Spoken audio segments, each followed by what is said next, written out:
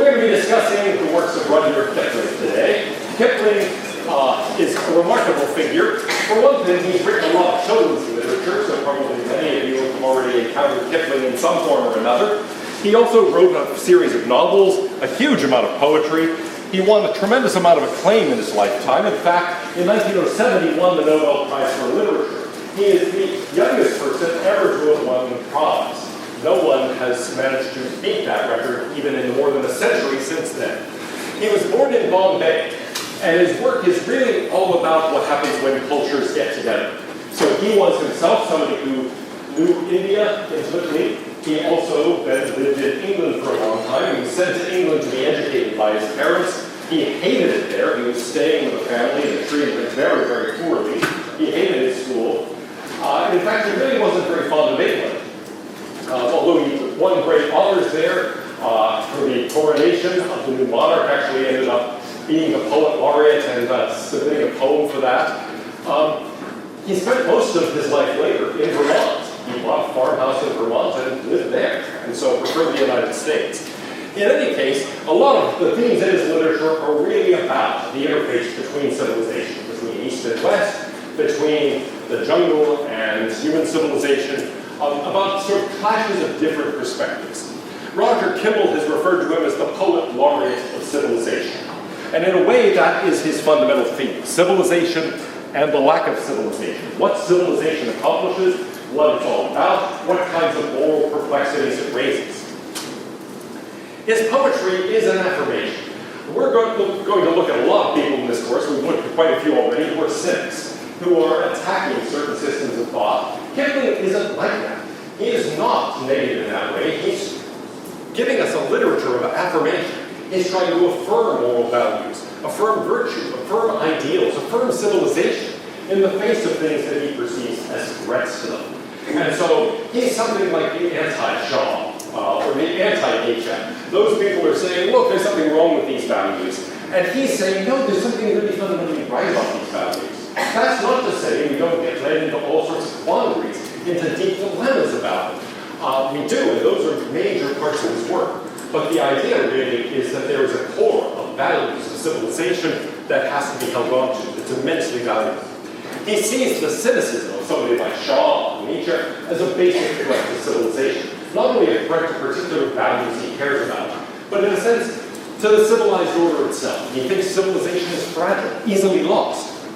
And so he's worried about these kinds of threats. Here's how a friend of his, Evelyn Waugh, another great literary figure, described it. Kipling believed civilization to be something laboriously achieved, which was only precariously defended. He wanted to see the defenses fully manned. He hated the liberals because he thought them gullible and feeble, believing in the easy perfectibility of man, and ready to abandon the work of centuries for sentimental qualms. So his idea is in a way this. Civilization is way more fragile than people think. A lot of people tend to take it for granted. And often people who have high ideals take it for granted.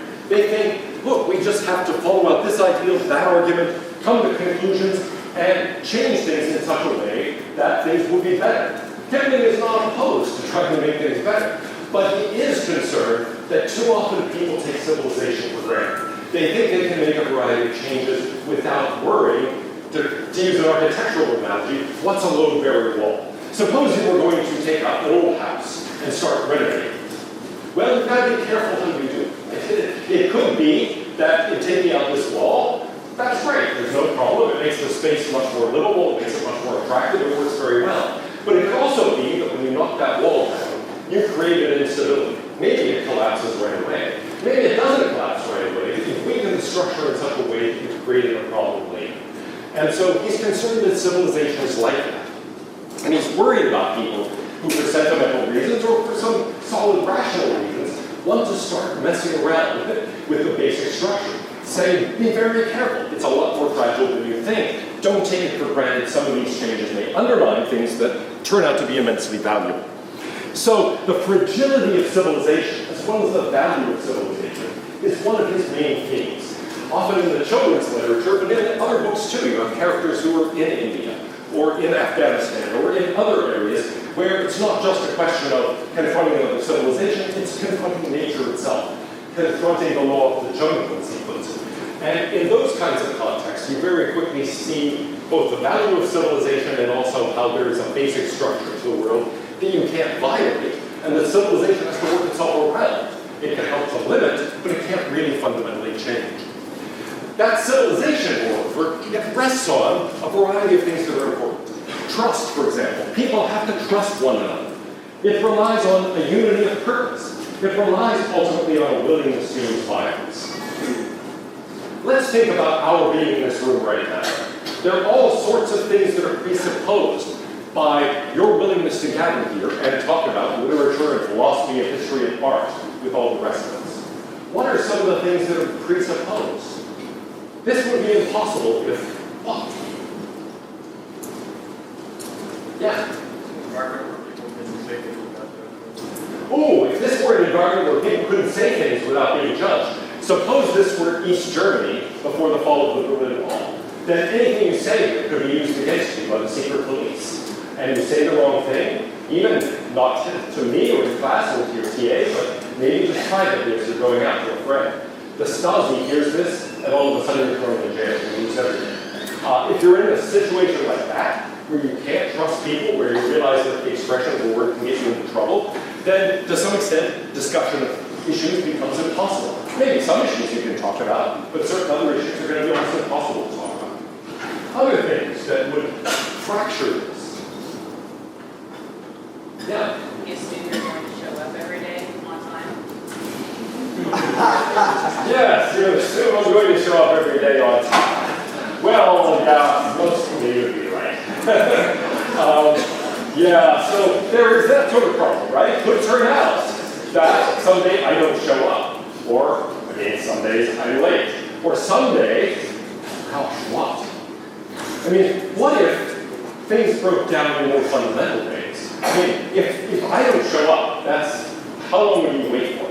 15 minutes, hey, that's awesome. That's more than I was really expecting, so that's great. But suppose it's a greater danger than that. Actually, I don't know if you've heard this story, but a couple of years ago, the very first day of the fall semester, students started filing into a large lecture hall like this for a chemistry class, and there was some guy at the front who was just sort of milling about near the blackboard, erasing it, scribbling some things, and the students were there, and the bell chimed for the class to start, and still this guy is really not paying any attention to the students, just scribbling a few things on the board and so on. Finally, the professor comes in with a gang of TAs, hauling some things with him to set up, and it turns out the guy in the front that all the students thought was the professor, he's just some homeless guy who would walk And so that's another way it could be disruptive, right? You think you're coming here for class, and there's this guy here, you think, oh, guest lecturer today, and he starts mumbling and scribbling on his little things, and move, and then walk over here and go, so that, I mean, all of these have to do with trust and unity of purpose. Suppose you come in, and there's a troupe of people here performing some kind of play. And it's not what you're supposed to read. Actually, this would be a cool idea for Pierre Rebell, 6 characters in search of an author. And they put some people up, and they just wander in and start saying, hey, we're characters, they give us something to do. But that's, that would affect all of that. Basic trust is something that's hugely important.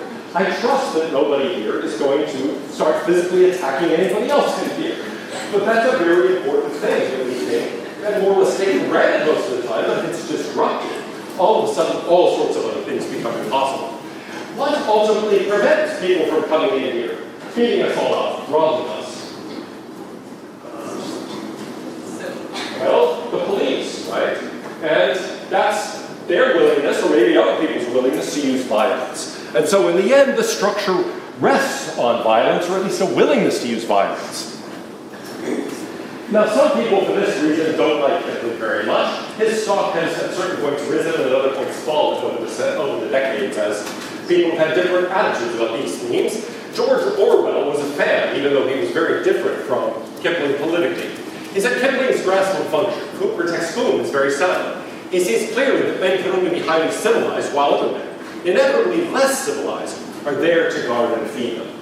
And so his point is, civilization, even maybe especially the high points, of literature, art, music, and so on are there because certain people are willing to defend them. Those people are necessarily people who are willing to use violence on civilization's behalf. They are basically not going to be as civilized as the rest. Why? Because they've got to prepare themselves to use violence. They can't spend their time in philosophy seminars or producing art and music. On the other hand, really everything depends on their willingness to do that. Orwell said in that same essay, those who abjure violence can do so only because others are committing violence on their behalf. So you might think you're a pacifist, you might think I oppose violence, but in the end Orwell says, look, you're just resting on the willingness of other people to use violence. That's what enables you to live the life you lead. Well, there is a theme that runs throughout Kipling's work of, in this way, defending the military, defending police forces, defending those who protect civilization. One of his most wonderful poems, I think, is Tommy, where he's talking about someone who's a soldier. And here, the soldier is confronting people in a bar who are making fun of him. So, I'll try to do one of my accents again. For a British soldier, yeah, making mocking uniforms that guard you while you sleep is cheaper than them uniforms, and they're starvation cheap. And hustling drunken soldiers when they're going large a bit is 5 times better business than parading in full kit. Then it's Tommy this and Tommy that, and Tommy, how's your sword? But it's thin red line of heroes when the drums begin to drum. The point is, yeah, often the military doesn't get much respect from the rest of the culture. Often police forces don't get much respect. But in the end, everything else rests on what they do. Everything else rests on their willingness to use violence, ultimately, to defend the entire civilization.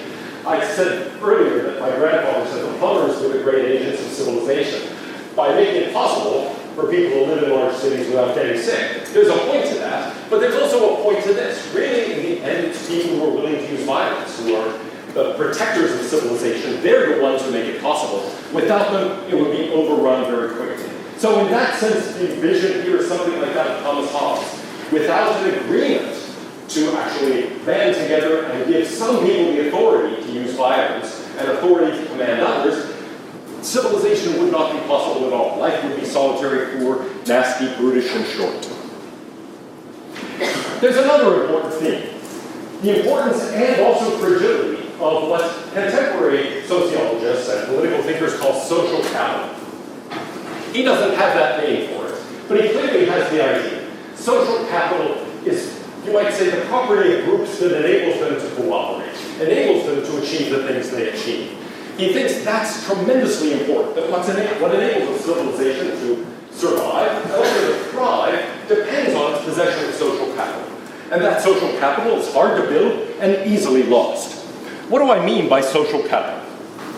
Well, basically it's this. It's the social networks that people form and the norms that go along with those social networks. Norms of reciprocity, norms of trustworthiness. So in this classroom right now, for example, we've got a social network set up between you and me and the TAs, and actually it consists of sub-networks of your individual discussion sections, but it's already a complex network. It rests on certain norms of behavior. We've all got to do our part. So what are some of the things that you have to do? What are some of the norms governing you as a student? Show up to class. Show up to class. Very good. What else? Do the reading. Do the reading. What else? Take notes. Take notes. Good. What else? Pay tuition. Pay tuition. Very important. Yes. What else? Not kill anyone. Not kill anyone. That's a really, really important one. What about the TAs? What are the TAs? What norms govern them? What are they supposed to do? They grade you? Yes, they do the grading. What else? Yeah. Good, they're supposed to help you with questions, with writing the papers and things like that. What else? Clarifying my funny ideas, yes. Others? Yeah. Helping to review? Excellent. What about me? What are some of the norms governing me? Yeah. You're expected to teach us truthful things, like Good. actually happen. Good. I'm expected to teach you truthful things. A colleague of mine works primarily in Indian philosophy, something he's over the years taught me a lot about. But when he first started talking to me about it, I said, how do I know you're not making all this up? Right? There are all these names. For all I know, you're making all of this up. Oh yeah, the Sanskrit says this. How would I know? Right? And nevertheless, I trust him to be telling me true things and not false things. And so that's important. I'm supposed to be telling you true things. What else governs my behavior? You're supposed to be impartial. I'm supposed to be impartial. Okay, I'm supposed to be presenting arguments on various sides of questions. I'm supposed to be impartial in my grading of you, in my directing to the TAs. I'm supposed to not play favorites among the students, among the TAs, among the figures we talk about. I clearly like some more than others.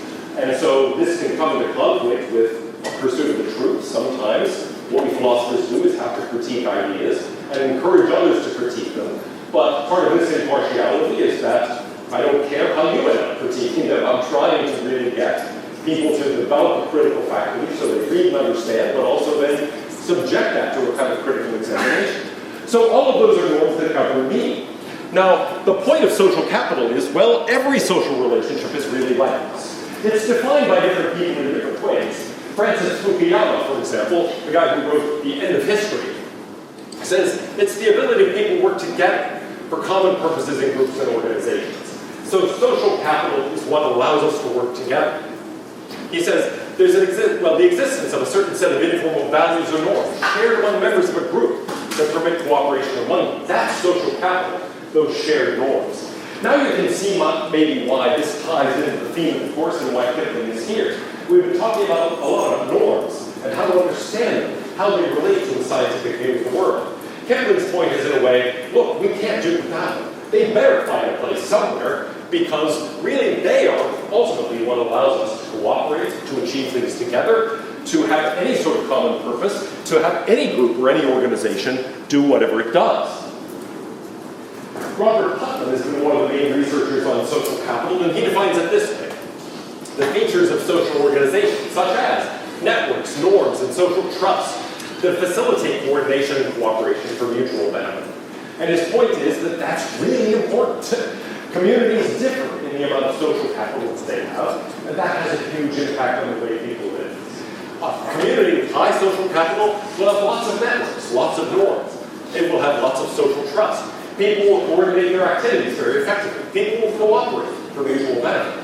What about one where it's low social capital? There won't be many networks. One of his books is entitled Bowling Alone, to suggest that people will mostly just go off by themselves. They won't cooperate with other people. They won't have networks linking them to other people. There won't be many friendships. There won't be many organizations. There won't be many norms that govern people. Consequently, there will be low levels of trust. That makes it hard for people to cooperate and achieve anything. So give me some examples of places, communities, or organizations where there's a high degree of social capital. Churches. Churches, okay, good. Churches might be, depends on the church, of course, but it might be one where there's lots of shared belief, there are a lot of norms of behavior, lots of networks, people know each other, there's a great ability to coordinate and to cooperate. So that's all working well. At any rate, would be a good example of this. What about a community where there's very low social capital? The internet. The internet. Oh, beautiful. I like it. Now, why is that a good example? Well, let's say you're posting something, and anybody in the world can comment. Let's say you've got a blog, and you blog something. Well, now, yeah, in a way, there's a network that connects you to a vast number of people, so you're highly networked. But on the other hand, what norms govern behavior in comments on blogs on the internet? Be as bad as possible. Yeah, it seems like be as bad as possible. I mean, there aren't many norms, right? And it seems like to the extent that there are norms, they kind of promote nastiness. And then what degree of social trust? Can you pretty much say anything and trust that people will deal with it respectfully? Definitely not, right? And so that's a good example of the kind of network where, yeah, there aren't very close connections, there isn't much trust. It's very hard then for people to coordinate and cooperate. Well, within various communities, there can be different degrees of this. And the point is, in a way, that a community with a high degree of social capital is going to achieve a lot more. People will cooperate, they will feel happier, they'll be more networked in with everybody else. The mutual benefits will flow from that. So here, for example, are things that are connected in some way to social capital. I don't really love all of this because these are very different, but part of it is values and norms, your outlook on life, sharing that, a sense of belonging, that's an important indicator. Do you feel a strong sense of belonging? A university like the University of Texas at Austin is pretty high in social capital. People feel a pretty strong sense of belonging. It's not as high as my college was. We had 700 people in the whole college. And so it was one where everybody knew everybody else more or less. It was a much higher degree of social capital. On the other hand, it got pretty boring. I left after 3 years. But still, you know, it was a very close-knit community. Often small towns, for that reason, have a very high degree of social capital. Large cities tend to have less. A commuter school, a commuter campus, has a much lower degree of social capital than UT does. Not only because it's large, but because people are there pursuing all sorts of different options. They tend not to live on campus, they don't tend to know each other. And so a school like that tends to be much lower in social capital. There are the kinds of networks, the friendships, the organizations that hold things together, feelings of trust and safety, reciprocity, you do something for someone, you do something back, participation, to what degree do people participate in various kinds of activities, and so forth. So all of those things are components of social capital. Well, that sense of unity, that sense of trust and cooperation, Kipling identifies as critical and says we have to think about that when we're thinking about social policies, when we're thinking about individual courses of behavior. Everything you do, and certainly everything politicians do, has something to do with social capital. So here is a quote where he stresses that. When king and people understand each other past a doubt, it takes a foe and more than a foe to knock that country out. For the one will do what the other required as soon as the need is shown, and hand in hand they can make a stand which neither could make alone. So his point is, well, strength, prosperity, all of those things matter. But in the end, just people's willingness to participate and cooperate matters more. In the end, the strength of the community comes down to its social capital, much more than its prosperity, much more than its military strength, measured in terms of troop numbers and equipment and things like that. He stresses the same theme in other books. It's nor wealth, nor talk, nor trade, nor schools, nor even the vote will save your land when the enemy's hands tighten around your throat. But a king and a people who thoroughly trust each other in all that's done can sleep on their bed without any dread, for the world will leave them alone. So that's really an important source of strength. A strength in a community, a strength in a civilization. There's another theme. What is the first duty of a civilization? Later we're going to read John Rawls, who says the first virtue of social institutions is justice. No matter how good, how profitable something might be, if it's unjust, it has to be changed.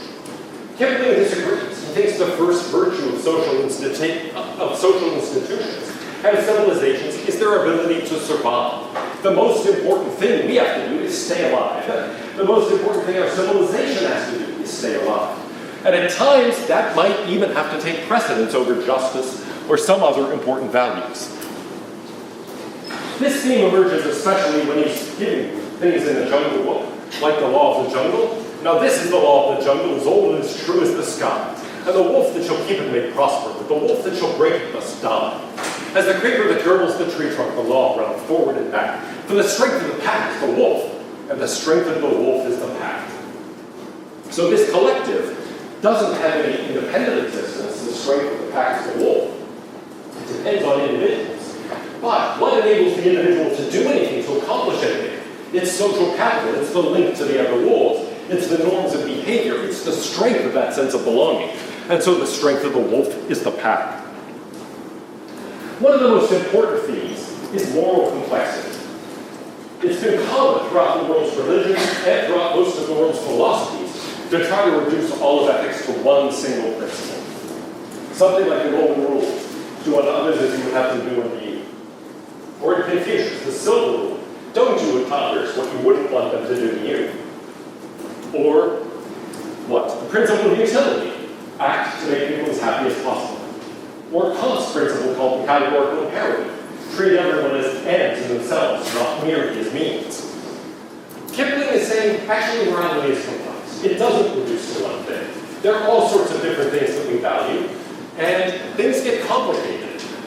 They can get complicated within an individual's soul, as I try to decide on things that I value, and I have to sacrifice some for the sake of others. Groups of people, it's worse, because we may disagree, and conflicts can occur between people as well as within us. Between civilizations, it's even worse, because civilizations may value different things differently.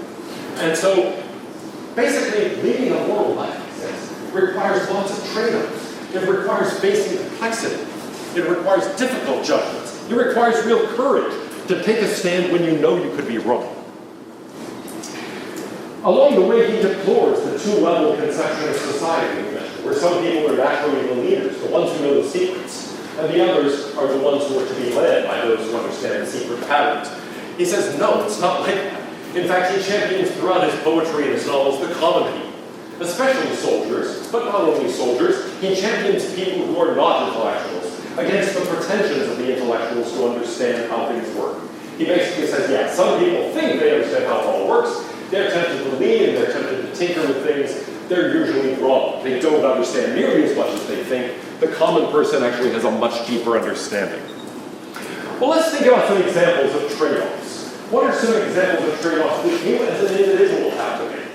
Where there are two things you care about, you have to choose between them. School and social life. School and social life, yeah. Should you read this stuff or should you go out with your friends? Netflix and sleep. Netflix and sleep, yes, exactly. Man of my own heart, yeah. It's like just one more episode of Buffy, you know. That becomes 17 more episodes. Yes. Brady for sleep, yes, exactly. Actually, my cat woke me up at 4 in the morning. Cats were asleep. I don't know. I woke up at 4 in the morning, and then every time I started drifting off, the cat just got in my face went, meow. I don't know why. What else? Other trade-offs you have to face. Yeah. School and work and family. School and work and family. Yeah, you may have a job in addition to going to school. You may have a family. And you have to somehow combine all of those things. And there isn't enough time in the day to actually meet your full obligations 10 in 1. So it's a constant juggling act. Yeah. Reading for pleasure and reading for class. Reading for pleasure and reading for class. Yeah, not every class is like this, where I include some of those things that are just a bubbling delight to read. That's a joke. But anyway, yeah, no, that's serious. And actually, I can say, as somebody who's in this for a profession, that doesn't go away. One of the things I love to do is read, something I've always loved to do. But as a professional philosopher, it's rare that I get to read a book outside philosophy, or get to read, for that matter, a philosophy book and just start at the beginning and go to the end. It's constantly this thing where, wait, what if circumscription will help me with this? And so I look at that chapter of that book. And then I think, oh, wait a minute, maybe it's really better to do this in relevant longer. And so then I start reading this chapter of that book. And in short, what do I do when I go on vacation? I take philosophy books with me. But books where I can just start at the beginning and read all the way through to the end. It is such a joy. And you might think, oh man, you're sick. But it's because so much of the time I have to read this, I have to read this, I have to read this little snippet. To actually take something and read it for pleasure, read it just because this is interesting. Yeah, that becomes rare, hard to find. So all of those are examples of trade-offs we have to make individually. Now think about us as a society. What do we as a society have to decide on? What are the trade-offs we collectively face? Rights of the individual or security? Oh, good, yes. Security or the liberty and privacy of the individual, those come into conflict all the time. And after September 11th, those are things that we've been much more conscious of. To what extent do we protect individual liberty and privacy? To what extent do we try to make sure that other people are safe? That becomes a tricky question. And there are trade-offs to be made. Other things like that we face. Yes? Internet regulation or freedom to open. Oh, good. Internet regulation or freedom of speech, and you might say freedom of association. Those are things that can come into conflict because it might be that the way things are patterned naturally lead to certain bad social outcomes, and you might think, wait, we've got to watch out for, well, for example, child pornography or this or that other kind of thing. Other trade-offs like this. Yeah, so we break it down. So first, do this. Freedom versus equality. Freedom versus equality. Good. You might think equality is an important value, but also freedom is an important value, and at some points, those are going to clash. Let people do whatever they want, and there might be very wide degrees of equality. You can only shrink them, let's say, by giving them certain freedoms. And if that's right, then they're reading is such a trade-off. Unemployment and inflation in the short run. Ooh, unemployment and inflation in the short run, a Phillips curve. Yeah, that's one of the classic trade-offs in economic theory, where, yeah, you can have lower unemployment, but only at the cost of greater inflation. And so there are a variety of these kinds of trade-offs. Here's Kipling's point. That's what the moral life is made of, these kinds of trade-offs. It's not a question of just having one or even a small set of simple rules to follow. We make these trade-offs all the time. That's what it is to be a virtuous person. That's what it is to be a virtuous society. He gives us an image of this in what was voted recently as the favorite poem of people in the UK, If. It's a poem about moral complexity and about character. And here's how it goes. If you can keep your head when all about you are losing theirs and blaming it on you, if you can trust yourself when all men doubt you, but make allowance for their doubting too, if you can wait and not be tired by waiting or being lied about, don't deal in lies, or being hated, don't give way to hating, and yet don't look too good nor talk too wise. If you can dream and not make dreams your master, if you can think and not make thoughts your aim, if you can meet with triumph and disaster and treat those two impostors just the same, if you can bear to hear the truth you've spoken twisted by knaves to make a trap for fools, or watch the things you gave your life to broken, and stoop and build them up with worn-out tools. If you can make one heap of all your winnings and risk it on one turn of pitch and toss and lose, and start again at your beginnings and never breathe a word about your loss. If you can force your heart and nerve and sinew to serve your turn long after they're gone, and so hold on when there's nothing in you except the will which says to them, hold on. If you can talk with crowds and keep your virtue, or walk with kings nor lose the common touch, if neither foes nor loving friends can hurt you, if all men count with you, but none too much, if you can fill the unforgiving minute with 60 seconds worth of distance run, yours is the earth and everything that's in it, and which is more, you'll be a man's. Now, what's that poem about?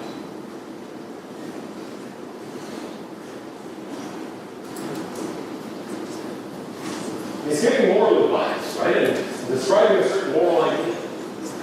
But now, what does that idea consist of? Being able to find a balance. Being able to find a balance, yeah.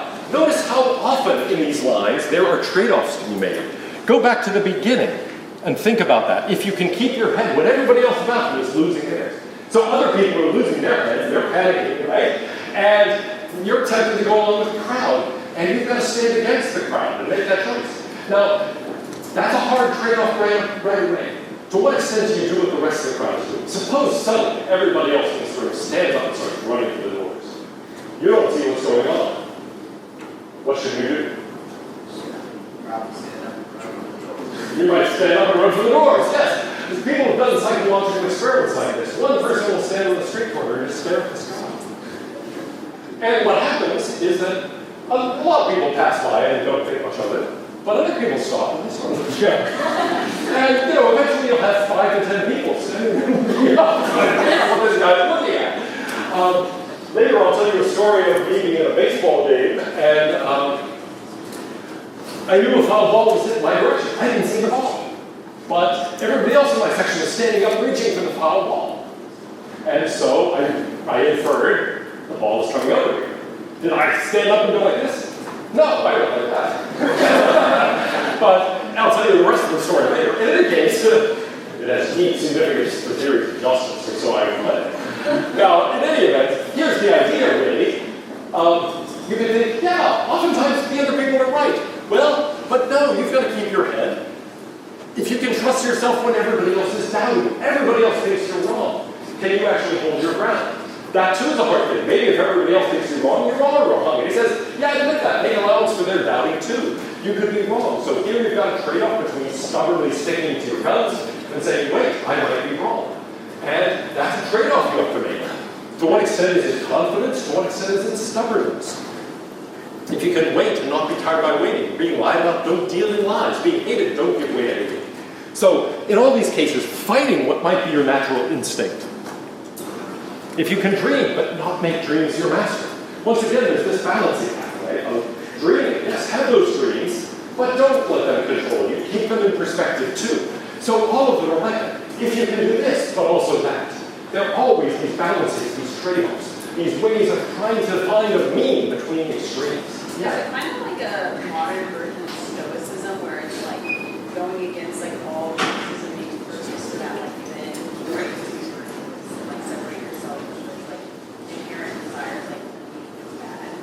Ooh, that's an interesting connection. Her question is this like Stoicism, where it's really a question of opposing your natural desires? In some of these cases, the answer is yes. I think there's an element to that where you are, resisting your tendency to go along with the crowd, or your tendency to hate those who hate you, and so forth. But actually, I think the better model here is it's really like Aristotle. We haven't talked about Aristotle in this respect, but he saw virtue as a mean between extremes, and thought it was a question of striking the right balance. The courageous person isn't the one who always rushes into the fight, but who fights and overcomes fear, I should say more generally, when fear ought to be overcome. It's knowing what to fear and what not to fear and putting that into practice. It's being willing to overcome your fear when you ought to. Sometimes you really ought to get into fear. The building's on fire. It won't help to stand and fight the fire. You should get out there. At least unless you have lots of water or some way of doing it. And so there are times when even a courageous person should run away. And so it's not so much you always oppose your natural instinct, but you find a balance between your natural instinct and going too far with it. So the courageous person isn't the person with no fear at all, but neither are they cowardly. They control their fear. And so you might say, yeah, a person who can feel fear, but also can keep it under control. That's the kind of balance that I see Kipling is striving for here. It's really a matter of constantly finding a balance between these things. And that goes on. Really, I think it's hard to understand this poem, maybe, until you get old enough that a fair number of people have hated you. And you can get a better grip on maybe what's going on here. Cases where, yeah, everybody else thought you were wrong, or you got yourself in real trouble and everybody else really did hate you. Then you get a better clue, maybe, of what he's really saying. And some of this is just endurance. If you can hold on when everything in your body is saying, stop. There it is more like really directly resisting that natural inclination. But all of that is really then about complexity. Well, for a big civilizational example of that complexity, I want to turn to a poem called The White Man's Burden. It was published in 1899 during the Battle of Manila. In other words, as part of the Spanish-American War. It was subtitled The United States and the Philippine Islands. There's the cover of the magazine in which it first appeared. It is sometimes interpreted as a racist poem, sometimes as a pro-imperialist poem, or a combination of those two things. Others, however, interpret it as actually anti-racist and anti-imperialist. It certainly focuses on the cost of imperialism, on the moral complexities involved in a clash of civilizations.